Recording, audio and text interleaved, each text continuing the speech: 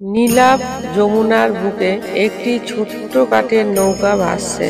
হালকা ঢেউয়ে নৌকা দুলছে, চারপাশে কুয়াশার আবেগ। নৌকার এক পাশে বসে আছেন রাধা, গায়ে হালকা গাঢ় গোলাপি শাড়ি। রাধা ধীরে ধীরে নদীর জলে হাত ছুঁয়ে দিচ্ছেন। নৌকার মাঝখানে দাঁড়িয়ে শ্রীকৃষ্ণ, নীল বর্ণ গায়ে পীত বসন, মাথায় ময়ূর পক্ষী মুকুট। শ্রীকৃষ্ণ বাঁশি বাজাচ্ছেন, রাধা বলছেন, প্রাণনাথ, ঢেউ যদি নৌকাকে দূরে নিয়ে যায়। শ্রীকৃষ্ণ বলছেন, যতই ঢেউ আসুক, আমি আছি তোমার পাশে। বৃষ্টি শুরু হয়ে গেছে। শ্রীকৃষ্ণ তার হাত দিয়ে রাধার মাথায় ছায়া দিয়ে রেখেছে।